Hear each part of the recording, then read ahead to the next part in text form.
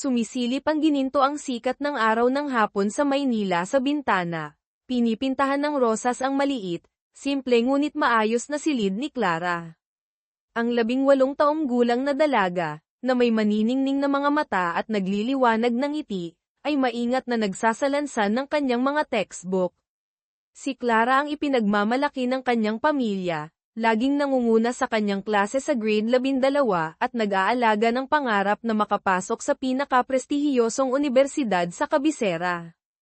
Tila malawak na nakalatag ang hinaharap sa kanya, maliwanag at puno ng pangako tulad ng kanyang sariling ngiti. Ngunit ngayong gabi, isang madilim na anino ang unti-unting bumabalot sa magandang larawang iyon. Ang kanyang ama, si Mang Ben, isang lalaking matapat at buong buhay na naglingkod sa kumpanya ng transportasyon ng kanyang amo na si Ginoong Ricardo de la Cruz, ay umuwi na may kakaibang anyo sa mukha. Sinabi niyang inimbitahan sila ng amo sa bahay nito para maghapunan ngayong gabi, isang pambihirang karangalan. Laging iginagalang ni Mang Ben ang kanyang amo, na nagbigay sa kanya ng matatag na trabaho sa loob ng maraming taon, at pinayuhan si Clara na maging magalang. Ang hapunan ay naganap sa marangyang mansyon ng pamilya de la Cruz, isang mundong lubos na kaiba sa simpleng buhay ni Clara. Si G. Ricardo, isang nasa katanghaliang gulang na lalaki na mukhang kagalang-galang at mapagbigay, ay nagpakita ng labis na kabaitan. Ngunit sa likod ng ngiti at mga papuri sa mga nagawa ni Clara sa pag-aaral, ang kanyang mga mata ay may kakaibang kislap, mapanuri at tila naghahangad na umangkin, na nagpadama kay Clara ng pagkailang. Katabi ng amo ay isang binatang lalaki, tauhan nito, na hindi rin inaalis ang tingin kay Clara mula nang pumasok siya. Nang malaman niyang malapit nang kumuha ng pagsusulit si Clara para sa kolehiyo, bukas palad na nag-alok si G. Ricardo. Clara, iya, napakatalino mo at napakaganda. Lubos kong ikinagagalak na suportahan ang lahat ng iyong gastusin sa kolehiyo. Ituring mo na itong gantimpala sa iyong kasipagan at sa dedikasyon ng iyong ama. Labis ang pasasalamat ni Mang Ben, ngunit si Clara, dala ng respeto sa sarili at pagiging sensitibo ng kabataan, ay magalang na tumanggi. Nagpapasalamat po ako sa kabutihan ninyo, Ginoong de la Cruz, magalang niyang sagot, ngunit naniniwala po akong makakakuha ako ng scholarship sa sarili kong pagsisikap. Gusto ko pong subukang mag-isa. Bahagyang nabigo ang tingin ni G. Ricardo, ngunit mabilis itong itinago sa isang ngiti. Natapos ang hapunan na may bahid ng pagkailang sa hangin. Hindi inaasahan ni Clara na ang kanyang pagtanggi ang magiging mitya ng isang madilim na balak. Makalipas ang ilang araw, muling inanyayahan ni G. Ricardo si Mang Ben na lumabas para uminom ng kaunti at pag-usapan ang trabaho. Sinabi niyang may isang mahalagang kargamento na kailangan ng pirma ni Mang Ben, ngunit hindi naman nagmamadali, pwedeng pagkatapos na lang uminom mag-usap. Si Mang Ben, na likas na mapagmahal sa trabaho at responsable, ay nais munang ayusin ang tungkulin. Boss, baka po pwedeng pirmahan ko muna ang mga papeles bago tayo uminom. Para po mapanatag ako, mungkahi niya.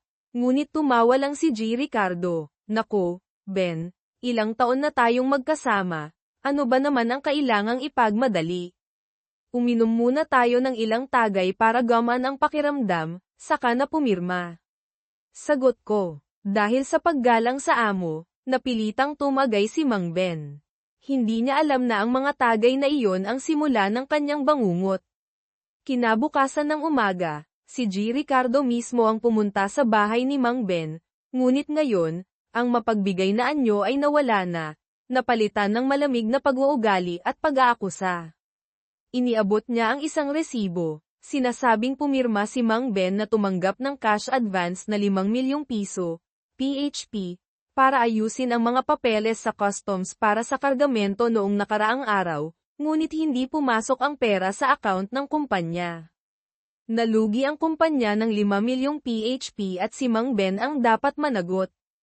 Boss, isinusumpa ko po, wala akong kinuha ni isang kasing sa kumpanya. Namutla si Mang Ben, nanginginig ang boses sa gulat at galit. Yung resibo pong iyon, hindi ko po maalalang pumirma ako na tumanggap ng cash. Malinaw ang ebidensya rito, Ben, malamig na sabi ni G. Ricardo, tinatapik ang papel. Pirma mo ito. Kahit itanggi mo, hindi pwede. Pasensya na, pero malaki ang epekto nito sa kumpanya. Natigilan si Mang Ben. Napagtanto niyang naisahan siya sa inuman noong nakaraang araw. Ginamit ng amo ang pagkakataong hindi siya matino para papirmahin siya sa ibang papel, o pinalitan ang mga dokumento. Ngunit wala siyang paraan para patunayan ito. Bibigyan kita ng 1 linggo, nagbigay ng kondisyon si G. Ricardo.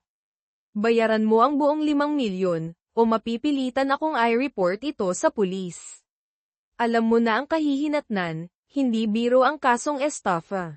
Ang 5 milyong piso ay isang napakalaking halaga para sa pamilya ni Mang Ben. Alam niyang hindi niya ito kayang bayaran sa loob ng 1 linggo. Dahil sa kawalan ng pag-asa, ang lalaking buong buhay na namuhay ng matapat ay biglang napaluhod sa paanan ng amo. Nagmamakaawa, boss, maawa po kayo. Bigyan niyo pa po ako ng panahon. Susubukan ko pong humanap ng paraan. Sa sandaling iyon, lumitaw ang tunay na kulay ni Ricardo de la Cruz. Itinayo niya si Mang Ben, bamulong na may pahiwatig, Ben, ayoko rin namang itulak ka sa alanganin. Sa totoo lang, may isang paraan para maayos ang lahat ng walang gulo. Huminto siya. Ang tingin ay napunta sa pinto ng silid, kung saan tahimik na nakatayo si Clara. Naririnig ang lahat na may nanlalaking mga mata sa pagkabigla. Panipi, kailangan lang si Clara, pumayag na tumira sa akin ng ilang panahon. Buburahin ko ang lahat ng utang mo. Hinding-hindi, sigaw ni Mang Ben, ang kahihiyan at galit ang nagpatayo sa kanya. Huwag na huwag mong gagalawin ang anak ko. Ang mga sumunod na araw ay impyerno para kay Mang Ben. Tumakbo siya kung saan-saan, nang utang sa mga kamag-anak, kaibigan, ngunit walang nang-ahas na magpahiram sa kanya ng ganoon kalaking halaga. Ang kawalan ng pag-asa at takot sa kulungan ay bumigat sa balikat ng matandang ama. Sakto noong halos sumuko na siya, muling lumitaw si Ricardo de la Cruz. Sa pagkakataong ito, mas malupit pa siya. Malapit nang matapos ang 1 linggo, Ben. Pero nag-isip ako ulit, bibigyan kita ng huling pagkakataon.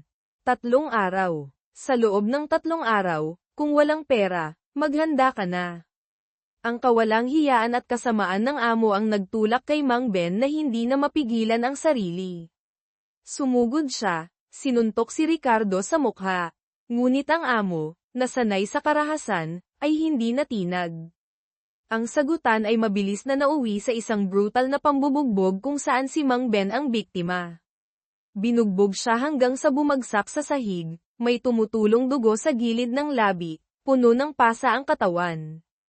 Nasaksihan lahat ni Clara. Parang pinipiga ang puso niya. Nakikita ang kanyang amang nasasaktan at walang magawa. Alam niyang siya lamang ang makakapagligtas dito mula sa kulungan at marahil pati na sa kamatayan. Tumulo ang luha sa kanyang mga pisngi, ginawa niya ang pinakamasakit na desisyon sa kanyang buhay. Tama na po, nanginginig ngunit determinado ang boses ni Clara. Lumapit siya, humarang sa harap ng kanyang ama. Ako, sasama na po ako sa inyo. Tiningnan ni Mang Ben ang anak, namumula ang mga mata, puno ng sakit at pagtutol. Hindi, Clara, huwag mong gagawin yan. Ngunit umiling lamang si Clara, patuloy ang pagtulo ng luha. Alam niyang ito lamang ang natatanging paraan. Isang mapanuyang ngiti ang gumuhit sa labi ni Ricardo de la Cruz. Mabilis niyang isinama si Clara, iniwan si Mang Ben na may matinding sakit at walang magawang pagsigaw.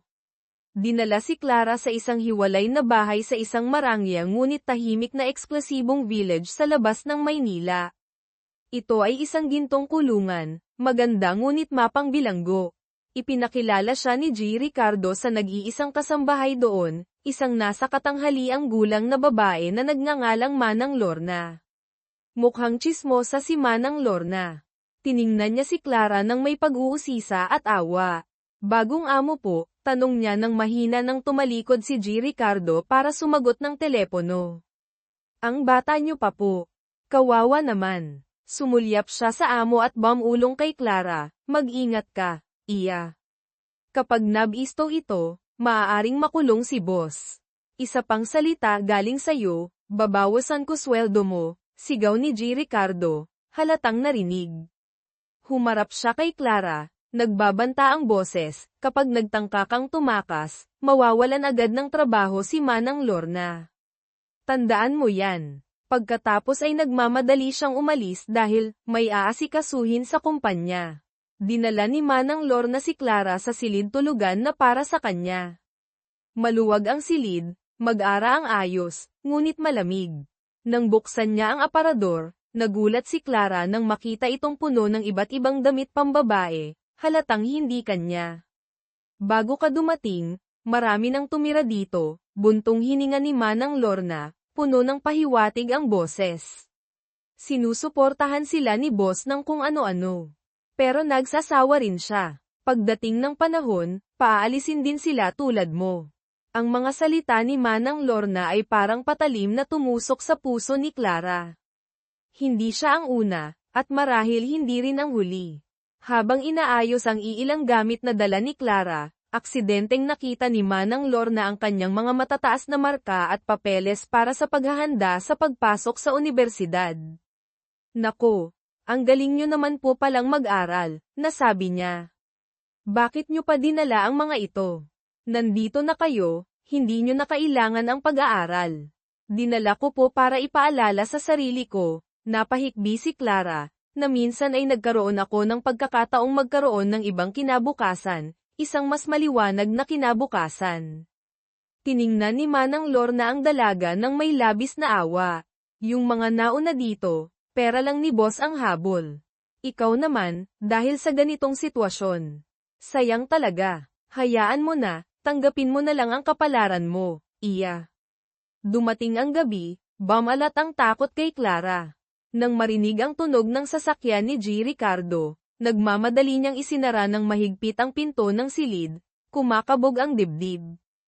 Umalingaw-ngaw ang katok sa pinto. Tapos ang boses niyang tinatawag si Manang Lorna para kunin ang duplicate na susi. Sinubukan ni Clara na harangan ang pinto gamit ang buong lakas, ngunit paano lalaban ang mahinang lakas ng isang babae sa malakas na lalaking galit sa labas? Bumukas ng malakas ang pinto. Sumugod si Ricardo de la Cruz, namumula ang mga mata sa pagnanasa at galit dahil sa paglaban. Hinablot niya si Clara, hindi pinansin ang pagpupumiglas, pagsigaw, at pagmumura nito. Isang malakas na sampal ang damapo sa kanyang pisngi. Tapos isang suntok na nagpatamba sa kanya sa sahig. Napagtantong hindi niya kayang lumaban gamit ang lakas, desperadong lumuhad si Clara at nagmakaawa. Parang awa nyo na, patawarin nyo po ako. Patawarin ka, ngunisi si Ricardo, malupit ang boses. Ang dami kong ginastos na pagod para makuha ka lang. Akala mo ba madali kitang pakakawalan? Ang gabing iyon ang simula ng sunod-sunod na araw ng impyerno para kay Clara. Kinabukasan, inihagis ni G. Ricardo sa kanya ang isang banig ng birth control pills, malamig na sinabi, inumin mo yan. Babalik ako mamayang gabi. Pasa-pasa ang mukha ni Clara, wasak ang kaluluwa. Lumapit si Manang Lorna, marahang pinahiran ng gamot ang kanyang mga sugat, namumugto ang mga mata. Gusto mo bang tumakas? Iya, bulong niya. Tumango si Clara habang umiiyak. Gusto niyang umalis sa lugar na ito higit sa lahat. Ngunit alam niyang, habang nasa kamay pa ni Ricardo ang kanyang mga magulang, hindi siya makakatakas.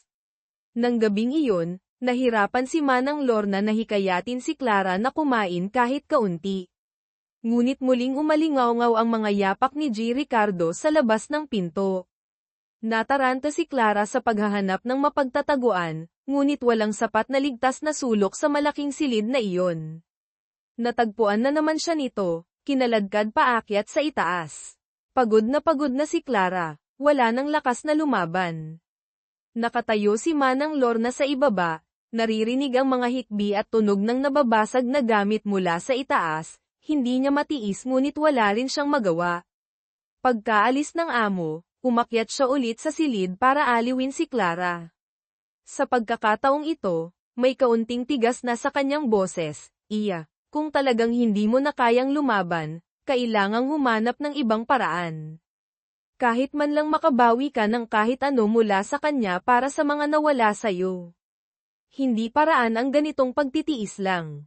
Araw-araw, tiniis ni Clara ang pang-aabuso sa pisikal at emosyonal. Hindi niya magawang sagutin ang tawag ng kanyang mga magulang, dahil takot siyang marinig lamang ang kanilang mga boses ay mapahagulhol siya, na lalo lamang mag-aalala sa kanila. Nakikita ni Manang Lorna ang dalagang unti-unting nanghihina, kaya't pinapalakas lamang niya ang loob nito. Ang mga lalaki, gaano man kalakas, takot din sa matatamis na salita ng magandang babae. Kailangan mong magpakatatag, Iya. Ngayong nawalan ka na, kailangang humanap ka ng paraan para bawiin ang dapat sayo. Kung mananatili kang ganito kapayak ang ayos, malungkot ang mukha, hindi magtatagal ay magsasawa rin si boss at palalayasin ka. Sa ganoong sitwasyon, siya lang ang masaya, at wala kang mapapala. Ang mga salita ni Manang Lorna ay parang isang maliit na liwanag sa kadiliman. Nag-isip ng malalim si Clara. Tama si Manang. Hindi siya pwedeng manatiling biktima lamang. Kailangan niyang magbago. Ang mga salita ni Manang Lorna ay nagtanim ng determinasyon sa puso ni Clara. Hindi siya maaaring malunod sa pagdurusa. Pinunasan niya ang kanyang mga luha, tumingin sa salamin, at nakita ang isang mukhang pagod at pasa-pasa. Ngunit sa likod ng namumugtong mga mata, nagsimulang umusbong ang apoy ng galit at pagnanais na mabuhay. Nagsimula siyang magbago. Kusa siyang kumain ng maayos, inalagaan muli ang kanyang buhok at balat. Kapag umuuwi si G. Ricardo, sa halip na manliit sa takot o lumaban ng walang kabuluhan, nagpakita si Clara ng pagsunod, tila tanggap na ang sitwasyon. Isang gabi, pag-uwi ni Ricardo, pagod mula sa maghapong trabaho, mabilis siyang sinalubong ni Manang Lorna. Nakangiti, "Boss, nakauwi na po kayo. Naghanda po si Clara ng sariwang prutas para sa inyo." Tiningnan ni Ricardo ang plato ng prutas na maayos ang pagkakaayos, pagkatapos ay tumingin kay Clara na tahimik na nakaupo sa sofa. May bahid ng pag-aalinlangan ang mga mata. Ang biglaang pagbabagong ito ay nagpapaduda sa kanya. "Nilagyan mo ba yan ng lason?" tanong niya, kalahating biro, kalahating seryoso. Tumingala si Clara, nanlalaki ang mga mata, may bahid ng inosenteng pagtatampo. "Bakit nyo naman po naisip yan? Gusto ko lang naman pong mapasaya si boss." Ang malumanay at bahagyang nanginginig niyang boses ay tila nagpakalma kay Ricardo. Napahalakhak siya, umupo at kumuha ng isang pirasong mangga. Sige na, biro lang."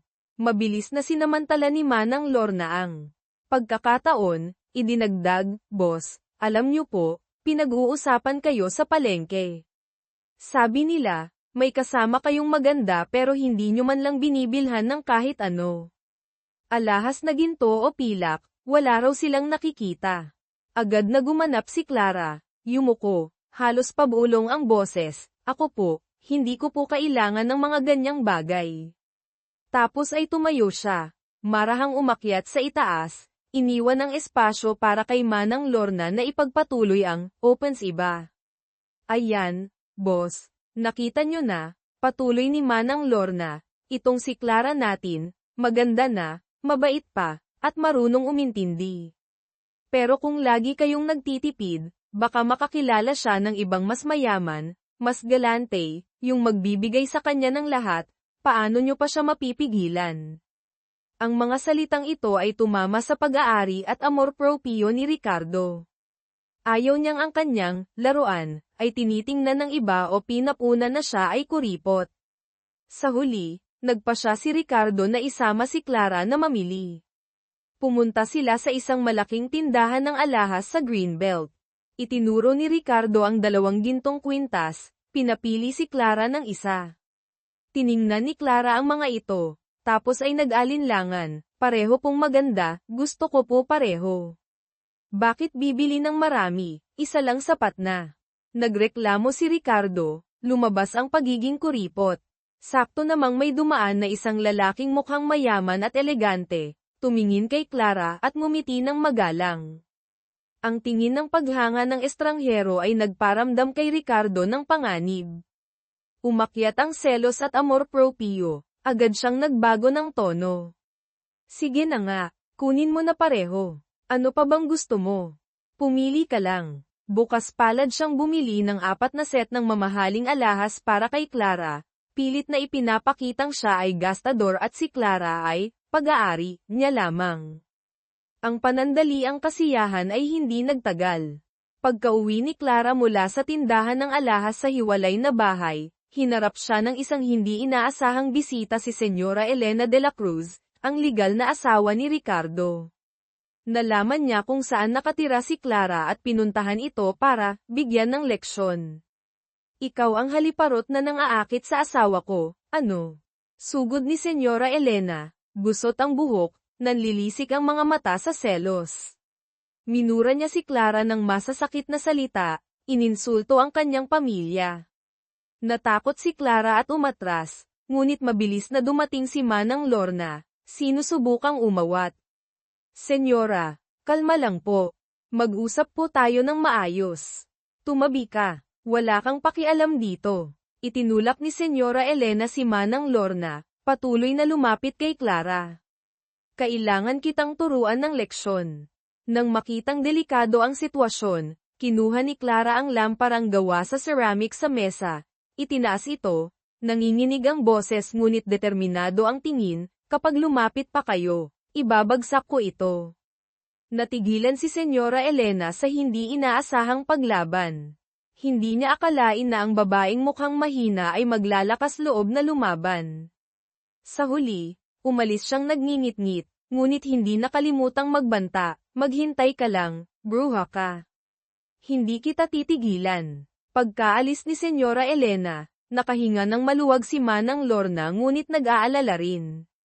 Kailangan mong sabihin ito kay boss agad, iya. Para siya na ang umayos sa asawa niya. Ngunit si Clara, na natututo ng magpanggap, ay umiling. Hindi po, Manang. Sasabihin ko po kay boss na huwag niyang pag-alitan si Senyora. Siguro po ay dahil mahal lang niya si boss kaya siya nagseselos. Gaya ng inaasahan, nang umuwi si Ricardo at narinig ang kwento ni Clara, ayon sa bersyong binago niya, lalo siyang nagalit sa kanyang asawa. Inisip niyang si Clara ay napakaunawain at kaawa-awa, habang ang kanyang asawa ay selosa at walang katuwiran. Umuwi si Ricardo at ibinunton ang galit kay Senyora Elena, binalaan itong huwag nang lalapit kay Clara. Ang pag-aalaga niya ng kerida ay kanyang sariling desisyon, walang karapatan ang asawa niyang makialam. Sinamantala ang pagkakataong, naaawa, sa kanya si Ricardo, muling dinala ni Clara ang amo sa mall, sa pagkakataong ito para bumili ng mga muebles. Boss, sabi niya na may halong paglalamang, yung mga gamit po sa bahay na ito, narinig ko po kay Manang Lorna na gamit daw ng mga naunang tumira dito. Pakiramdam ko po, hindi ako komportable. Pwede po bang palitan natin lahat ng bago? Narinig ito ni Ricardo, nang hinayang sa gastos ngunit inisip din na kasalanan ng asawa niya kaya siya gumagastos pa para suyuin si Clara. Napilitan siyang pumayag. Hindi inaasahan, patuloy pa rin palang nagmamanman si Senyora Elena. Nahuli niya si Clara na mag-isang pumunta sa banyo sa mall. Sa pagkakataong ito, ang selos ay naging hindi makontrol na galit. Hinarang niya si Clara, naglabas ng maliit na kutsilyong pambalat ng prutas, at itinutok sa pisngi niya. Inagaw mo ang asawa ko. Dudurugin ko yang maganda mong mukha. Nasindak si Clara, nawalan ng kulay ang mukha. Senyora, maawa po kayo sa akin. Nakikiusap po ako, desperado niyang pakiusap. Lumuhad ka, utos ni Senyora Elena. Lumuhad ka, sa paanan ko, para protektahan ang kanyang mukha at buhay. Napilitang lumuhad si Clara nang may kahihiyan. Tumulo ang kanyang mga luha. Tiningnan ni Senyora Elena ang nanginginig na dalaga sa kanyang paanan, bahagyang nasiyahan. Pansamantala niyang pinatawad si Clara, ngunit bago umalis, nagngit-ngit siya, ipapaalam ko sa buong barangay na ito na ikaw ay isang babaeng walang kahihiyan, na nang-aagaw ng asawa ng may asawa. Ang banta ni Senyora Elena ay nagdulot ng matinding pag-aalala kay Clara. Natakot siya sa mga tsismis, natakot na hamakin ng mga tao. Ang takot ni Clara na mapag-usapan ay hindi pa nawawala nang may sumulpot na bagong sitwasyon. Pinakiusapan niya si Manang Lorna na ibenta ang mga lumang muebles na pinayagan ng itapon ni Ricardo, para magkaroon ng kaunting pera. Ang bumili ay si Aling Nena, may-ari ng isang maliit na beauty parlor sa malapit, at ang kanyang asawa, si Mang Tonyo. Masayahin at palakaibigan si Aling Nena. Ngunit si Mang Tonyo ay may malaswang tingin. Hello, Iya. Pamangkin ka ba ni Boss de la Cruz? Ang ganda mo naman. Tiningnan ni Mang Tonyo si Clara mula ulo hanggang paa, may pagnanasa ang mga mata. Ngayon lang kita nakita. Ikaw talaga. Siniko ni Aling Nena ang asawa. Customer yan. Umayos ka nga ng salita. Humarap siya kay Clara, ngumiti ng palakaibigan. Ang gaganda pa ng mga gamit, Iya. Salamat ha. Ang pagdating ni Mang Tonyo ay nagdulot ng kaba kay Clara. At gaya ng kanyang kinatatakutan, sa mga sumunod na araw, madalas itong gumagala sa harap ng bahay, naghahanap ng pagkakataong makalapit sa kanya. Isang araw, nang si Clara lang ang nasa bahay, pumasok si Mang Tonyo. Mag-isa ka lang ba, Clara? Pwedeng makainom ng tubig. Nakilala ni Clara ang masamang intensyon, umatras siya, kinuha ang hose ng pandilig sa malapit bilang pananggalang. Umalis na po kayo, kundi sisiga po ako. Hindi natakot si Mang Tonyo, lumapit para yakapin si Clara. Sakto namang dumating si Aling Nena. Nang makita ang eksena, nagalit siya ng husto, pinagalitan at kinaladkad pa uwi ang asawa. Ano bang ginagawa mo ha? Gusto mo bang mamatay? Sa labas ng pinto, si Senyora Elena, na patuloy pa ring nagmamanman kay Clara, ay narinig ang sigawan. Hindi niya alam ang buong detalye, ngunit sapat na ito para makabuo ng ibang kwento. Pag-uwi ni Ricardo, agad siyang nagsumbong, tingnan mo yang kerida mo. Nagpapasok ng lalaki sa bahay habang wala ka. Kung hindi ka naniniwala, tanungin mo ang mga kapitbahay. Samantala, nakonsensya si Aling Nena sa ginawa ng asawa.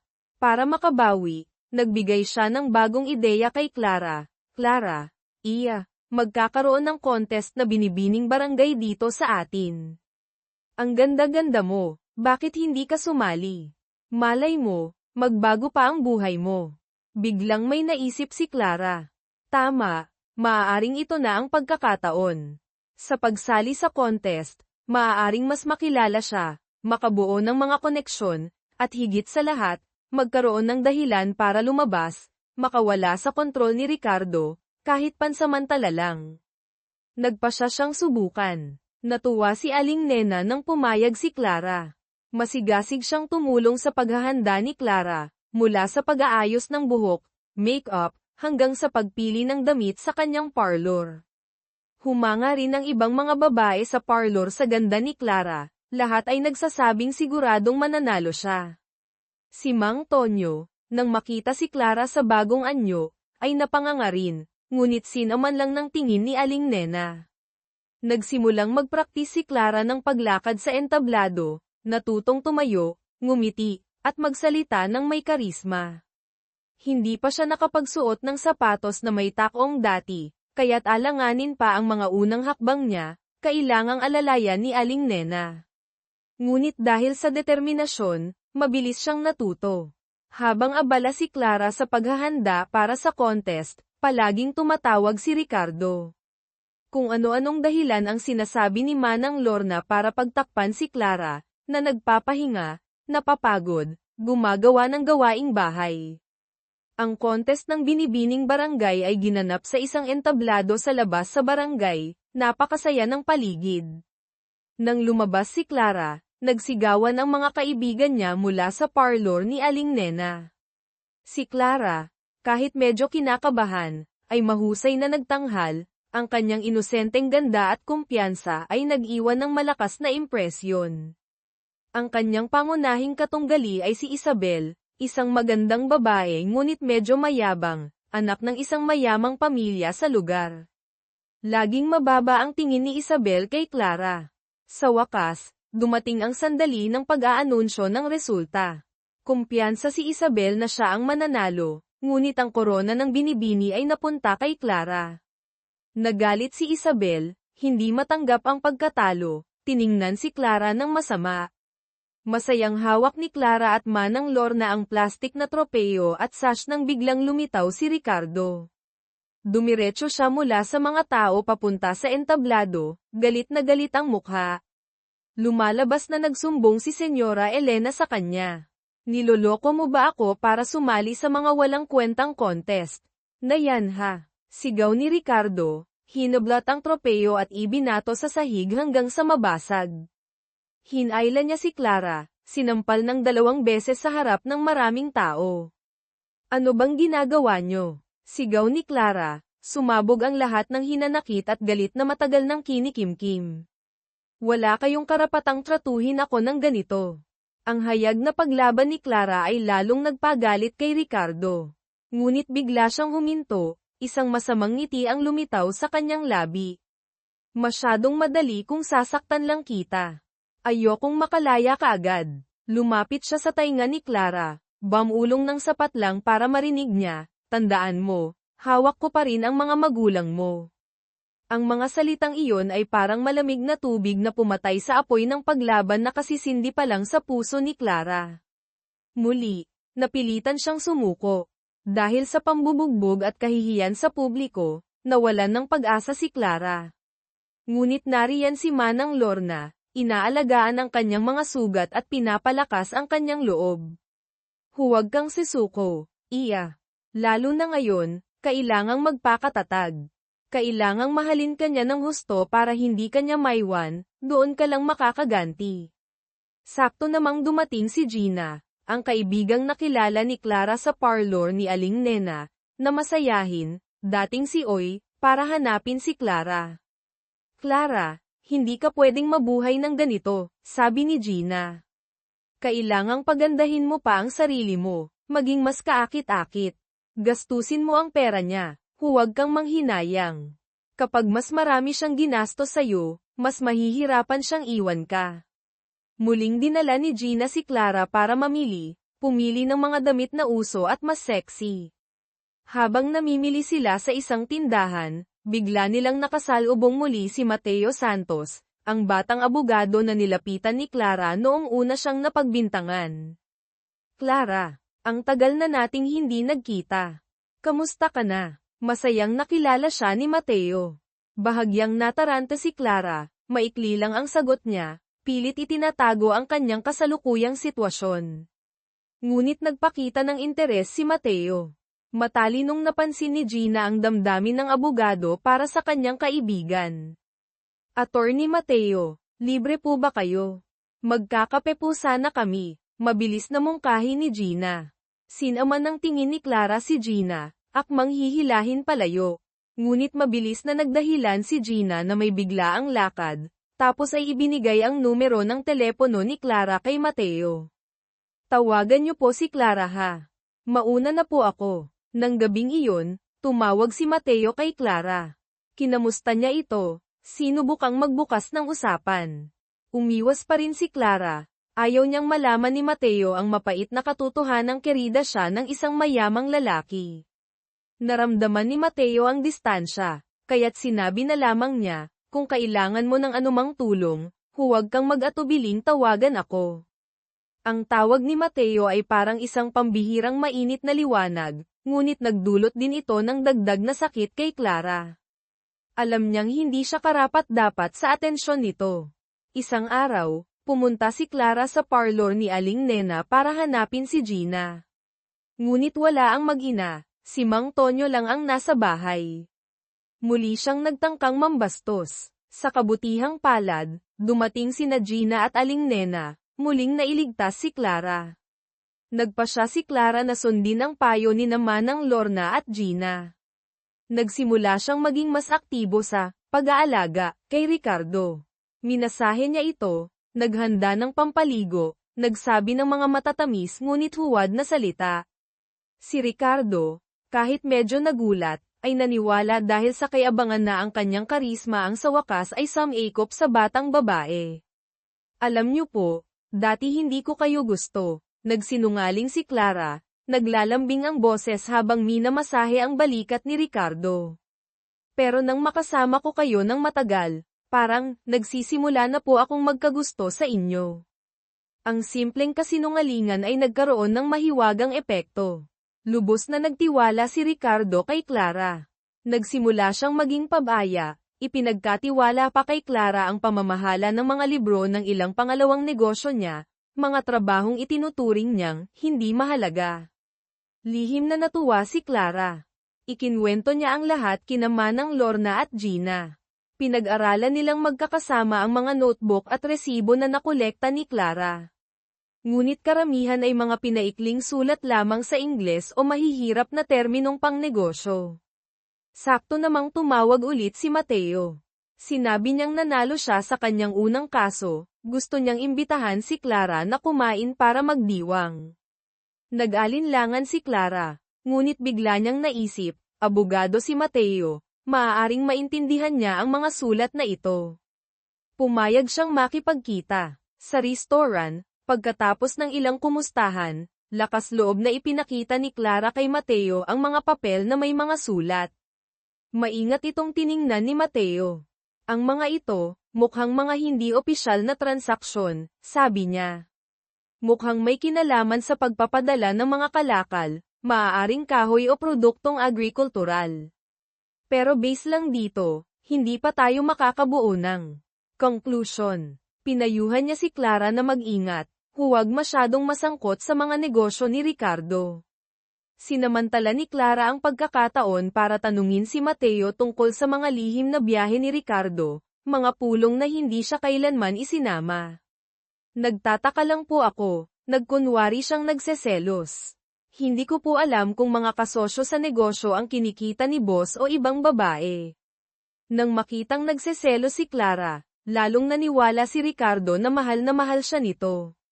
Para patunayang, malinis siya, sa isang pulong kasama ang mga mahahalagang kasosyo, na pinaghihinalaan ni Clara na kasabwat sa mga iligal na gawain, kumuha ng litrato si Ricardo at ipinadala kay Clara ayon sa, naglalambing, niyang hiling. Natanggap ni Clara ang litrato, bumilis ang tibok ng puso niya.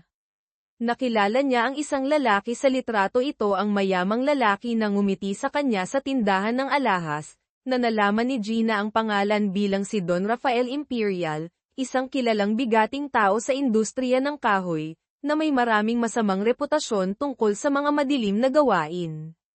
Agad na tinawagan ni Clara si Mateo. Don Rafael Imperial. Nagulat si Mateo nang marinig ang pangalan. Clara, kailangan mong mag-ingat ng husto. Napakadelikadong tao niyan, malaki ang kapangyarihan sa ilalim. Huwag na huwag kang lalapit sa kanya. Ang babala ni Mateo ay lalong nagpatibay sa determinasyon ni Clara na pabagsakin si Ricardo at ang mga tulad ni Don Rafael. Unti-unti ring umusbong ang damdamin nila ni Mateo sa mga lihim nilang pagkikita at pagpapalitan ng impormasyon. Ngunit hindi tanga si Ricardo. Nagsimula niyang mapansin ang pagbabago kay Clara, ang dumaraming tanong nito, at lalo na ang mga patagang tawag sa telepono. Pinamanmanan niya si Clara sa kanyang pinagkakatiwalaang tsoper, si Rodi. Isang gabi, pagkatapos makipagkita kay Mateo, hindi alam ni Clara na nai-report na ni Rodi ang lahat kay Ricardo. Nang gabing iyon, habang natutulog sila, nagkunwaring sinabi ni Ricardo kay Clara na kailangan niyang pumunta sa Hong Kong ng ilang linggo para sa trabaho. Nagkunwaring gustong sumama si Clara ngunit nagdahilan na wala siyang pasaporte.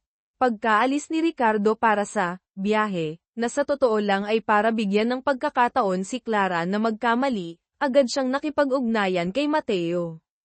Nagtakda sila ng pagkikita, ngunit ang pagkikitang ito ay bahagi ng plano ni Ricardo. Habang pauwi si Mateo, hinarang siya ng isang grupo ng mga siga at binugbog bilang babala. Hindi nila siya pinatay, nag-iwan lamang ng mensahe, layuan mo ang kerida ng boss. Nasaktan si Mateo, ngunit hindi niya pinagdudahan si Clara. Nag-alala siya para sa kaligtasan nito. Sinubukan niyang tumawag ngunit hindi na sinasagot ni Clara. Alam niyang si Ricardo ang nasa likod nito. Napilitan siyang putulin ang ugnayan kay Mateo para protektahan ito.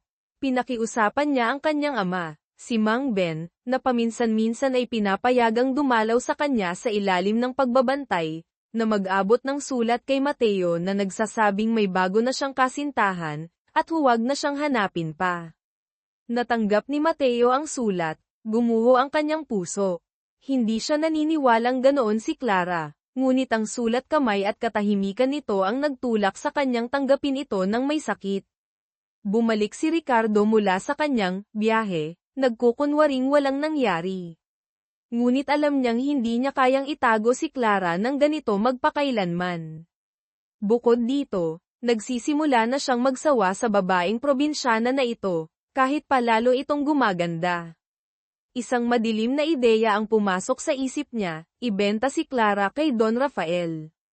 Halatang interesado ang matandang true mother ng kahoy kay Clara. Ngunit para may benta, sa mataas na halaga, kailangang iangat ni Ricardo ang estado ni Clara. Sakto namang si Senyora Elena, kahit galit kay Clara, ay hindi sinasadyang tumulong sa asawa. Malawak ang kanyang mga koneksyon sa lipunan, kasama na si Senyora Cynthia Alcantara, isang event organizer, na dalubhasa sa pag-aalok ng mga batang magagandang babae sa mga elitista. Si Senyora Elena, na gustong mapalayo si Clara, ay nagmungkahi kay Ricardo na isali si Clara sa isang pambansang beauty contest na inoorganisa o sinusuportahan ni Senyora Cynthia. Ito ay makakatulong kay Ricardo na itaas ang presyo ni Clara, at makakatulong din kay Elena na tanggalin ang karibal sa isang elegante na paraan. Nakipagkita si Senyora Cynthia kay Ricardo. Sinuri niya si Clara mula ulo hanggang paa. May potensyal ang batang ito, sabi niya. Pero probinsyana pa. Kailangang hasain ng husto. Pumayag si Ricardo na ipaubaya si Clara kay Senyora Cynthia para sanayin. Bukas palad siyang gumastos para sa mga mamahaling alahas at damit para kay Clara, nagsinungaling na ito ay paghahanda para sa contest. Nakaramdam si Manang Lorna ng kakaiba. Hindi kailanman naging ganito kagalanta at malayo ang amo. Isinabak si Clara sa isang bagong mundo, pag-aaral ng pakikipag-usap at pagkilos ayon sa mga elitista, pagdalo sa mga pekeng party. Propesyonal na pagsasanay sa paglakad sa entablado, pag-aalaga ng kagandahan sa mga mamahaling spa. Dinala siya ni Senyora Cynthia para kumuha ng mga artistikong litrato, inihahanda ang kanyang profile para sa pagsali sa Binibining Pilipinas. Nakaramdam si Clara ng pagkailang at pandidiri sa pekeng mundo ng karangyan na ito. Napansin niya ang espesyal na treto na ibinibigay sa kanya ni Senyora Cynthia kumpara sa ibang mga kalahok. Bakit siya lang ang kinukunan ng litrato ng hiwalay, inaayos na makipagkita sa mga malalaking tao? Samantala, si Gina, matapos ang ilang panahon ng pakikipagrelasyon kay Don Rafael para sa pera, ay iniwan nito nang magkaroon ng bagong kerida. Dahil sa sakit at pagkatanto sa tunay na kulay ng mga elitista, hinanap ni Gina si Clara. Aksidente niyang narinig ang usapan ni na Senyora Cynthia at isang kaibigan, na nagbunyag ng tunay na plano ni na Ricardo at Don Rafael. Ang beauty contest ay isang palabas lamang para itaas ang halaga ni Clara bago siya ilipat kay Don Rafael. Nataranta si Gina at tumakbo pa uwi para ibalita kina Clara at Manang Lorna. Sa wakas, naintindihan na ni Clara ang lahat. Siya ay isang produkto lamang na pinapakintab para maibenta sa mas mataas na halaga. Umabot sa sukdulan ang kanyang galit. Nang malaman ang katotohanan, wala nang atrasan si Clara. Kailangan niyang kumilos bago mahuli ang lahat.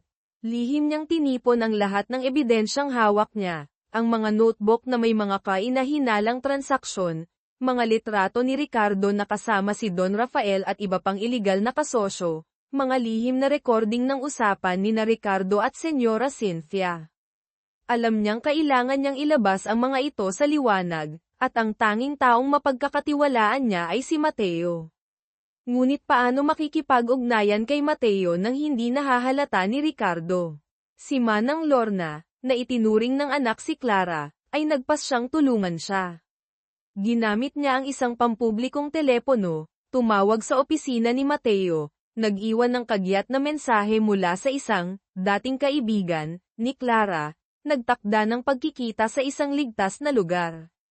Samantala, si Mang Tonyo, dating Uyroy, matapos ang matinding pambubugbog ni Ricardo, puno ng galit, ay muling naghanap ng paraan para makaganti. Muli siyang pumasok sa bahay ni Clara nang akala niyang wala si Ricardo, balak siyang gahasain para makaganti. Ngunit biglang umuwi si Ricardo.